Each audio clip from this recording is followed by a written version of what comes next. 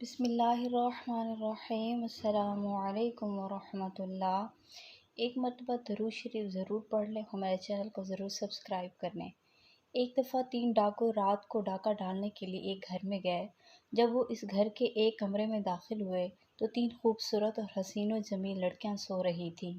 جب ڈاکو نے ان کو اکیلے دیکھا تو ان کے دل میں شیطان نے شیطانگی پیدا کر دی اور انہوں نے ان تینوں لڑکیوں کے ساتھ اس کمرے میں زبردستی زنا کرنا شروع کر دیا۔ اس کمرے میں اندھیرا اتنا تھا کہ ان تینوں لڑکیوں کو ان لوگوں کی شکل پہچان نہ ہوئی، اور وہ تینوں ڈاکو بھی لڑکیوں کی شکل کو نہ دیکھ سکے۔ تینوں بہنوں سے زبردستی زنا کر کے وہ ڈاکو وہاں سے چلے گئے۔ چند دنوں کے بعد وہ تینوں ڈاکو ایک گلی میں سے گزرے۔ اس گلی میں مسجد تھی۔ اس مسجد میں امام صاحب تقریر فرما رہے تھے کہ زنا انسان پر ایسا قرض ہے جو انسان کو ہر حالت میں ادا کرنا پڑتا ہے، لیکن اگر کوئی انسان اللہ کے دروازے پر توبہ کر لے تو اللہ تعالیٰ اس کے قرض کو زائل کر دیتا ہے، لیکن شرط یہ ہے کہ سچے دل سے توبہ کرو، لیکن کی جائے۔ امام صاحب کی یہ بات ان تینوں کے دل کو جاگی، کیونکہ وہ تینوں بھی اکلوتی بہنوں کے بھائی تھے۔ ان تینوں نے کہا کہ اگر ہماری بہنوں کو کسی نامحرم نے ہاتھ بھی لگایا تو ہم اس کی جان نکال دیں گے۔ تو دوسرے نے کہا کہ جو قرض ہم پر ہے وہ ہمیں ہر حالت میں اتارنا پڑے گا۔ تیسرے نے کہا گناہ ہم نے کیا اور سزا تو ہماری معصوم بہنوں کو بھگتنی پڑے گی۔ ایسے بھائی کے زندہ رہنے سے تو اچھا ہے کہ وہ پانی میں ڈوب کر مر جائیں۔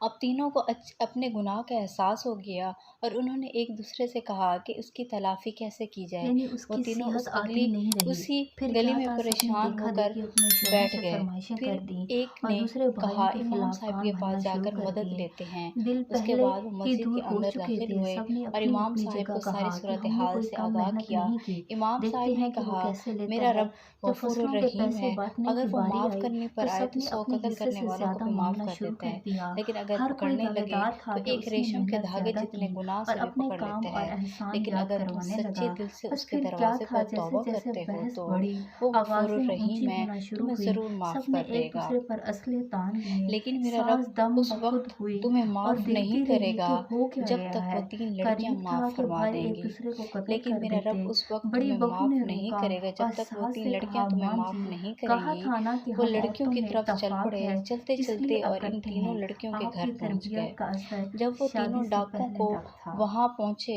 تو انہوں نے مزید ایسی دروازہ ویڈیوز کے لیے کھٹکھٹایا ہمارے چینل تو کو ایک بہن سبسکرائب باہر کریں۔ آئی اور شکریہ۔ دروازہ کھولا اور پوچھا کہ تم کون ہو، یہاں کیا کرنے آئے ہو؟ تو ان تینوں میں سے ایک نے کہا ایک ضروری کام ہے جس کو پورا کیے بنا ہمیں سکون نہیں آ رہا۔ ان کی باتوں سے اس لڑکی کو تسلی ملی اور وہ تینوں کو اندر لے گئی۔ جب وہ اندر داخل ہوئے تو باقی 2 بہنیں رو رہی تھیں، تو انہوں نے پوچھا کہ تم رو کیوں رہی ہو؟ اور کیا تمہارا ماں باپ نہیں؟ تو انہوں نے کہا ہمارا ایک بزرگ باپ تھا، ایک رات وہ کسی کام سے باہر گیا تو 3 ڈاکوں نے ہم پر حملہ کر دیا اور ہم تینوں کو اکیلا پا کر ہمارے ساتھ زبردستی کی، اور جب یہ خبر ہمارے بوڑھے باپ نے سنی تو وہ یہ بات برداشت نہ کر سکا اور وہ اسی وقت اس دنیا سے رخصت ہو گیا۔ یہ سن کر ان تینوں میں سے ایک بولا کہ تم ان تینوں آدمیوں کو جانتی ہو جنہوں نے تمہارے ساتھ یہ ظلم کیا؟ تو ان تینوں نے کہا اندھیرے کمرے میں جب انہوں نے ہم سے زبردستی زنا کیا تو ہم ان کی شکل نہ پہچان سکیں۔ اگر آج وہ ہمارے سامنے آ جائیں اور ہم ان کو پہچان لیں تو ہم ان کے ٹکڑے ٹکڑے کر دیں گے، اور اس کے بعد ہم اپنے پیٹ میں پلتے ہوئے ان کے بچوں کو بھی قتل کر دیں گے، کیونکہ جن کے نامعلوم باپ کا کردار ایسا تھا تو بڑے ہو کر وہ بہت بڑے مجرم بنیں گے۔ یہ سن کر ان تینوں میں سے ایک ڈاکو نے کہا اس رات تم سے زبردستی زنا کرنے والے ہم تینوں تھے۔ یہ سن کر ان تینوں کے پیروں تلے زمین نکل گئی اور ایک بہن نے ایک خنجر اٹھایا اور ایک ڈاکو کی گردن پر رکھ دیا اور کہا کہ تمہاری وجہ سے ہم نے اپنے بوڑھے باپ کو کھو دیا، ہمارے کردار کو تم نے خاک میں ملا دیا، اب تمہارا اس دنیا میں رہنے کا کوئی حق نہیں۔ تو دوسرے نے کہا کہ واقعی ہم سے بہت بڑا گناہ ہوا ہے، لیکن ہم اس کی تلافی کرنے کے لیے تمہارے پاس آئے ہیں۔ اگر ہم اپنے گناہ کی توبہ نہ کرتے تو ہم دوبارہ اس گھر میں کیوں آتے اور اپنے گناہ کے بارے میں بھلا تم کو کیوں بتاتے؟ یہ سن کر اس نے کہا کہ تم اپنی غلطی کی اصلاح کیسے کر سکتے ہو؟ تو انہوں نے کہا کہ تم تینوں بہنوں سے شادی کریں گے اور اس طرح ہم اپنے بچے کو ایک باپ کا نام دیں گے۔ پھر وہ لڑکیاں بھی ان کی بات پر رضامند ہوں گی اور ان سے شادی کرنے کے لیے تیار ہوں گی۔ لیکن تھوڑی دیر بعد ان ڈاکوؤں میں سے ایک ڈاکو نے کہا کہ ہم نہیں جانتے کہ ہم میں سے کس ڈاکو کا کس لڑکی کے پیٹ میں بچہ پل رہا ہے۔ یہ بات سن کر سب پریشان ہو گئے۔ تھوڑی دیر سوچنے کے بعد انہوں نے کہا ہم امام مسجد کے پاس چلتے ہیں اور انہی سے اس مسئلے کا حل نکالتے ہیں۔ پھر ایک نے کہا ہم امام صاحب کو یہاں بلا لیتے ہیں۔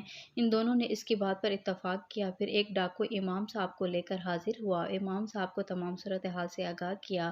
تھوڑی دیر سوچنے کے بعد امام مسجد نے ان تینوں ڈاکوؤں کو ایک لائن میں کھڑا کر دیا اور پھر ایک لڑکی کو کہا کہ تم ان تینوں کے سینے سے ناک لگا کر خوشبو سونگھو، کیونکہ جب تم ان تینوں کے قریب جاؤ گی تو تم ایک عجیب و غریب خوشبو محسوس ہوگی، کیونکہ ہر مسلمان چاہے جتنا ہی کیوں نہ گناہگار ہو، اگر اس نے نبی کا کلمہ پڑھ لیا ہے تو اس کے جسم سے ایک عجیب و غریب خوشبو نکلتی ہے اور وہ خوشبو ہر ایک میں مختلف ہوتی ہے، اور جب تم ان تینوں میں خوشبو سونگھو گی تو تمہیں محسوس ہوگا کہ اس دن کون سا ڈاکو تمہارے قریب آیا تھا۔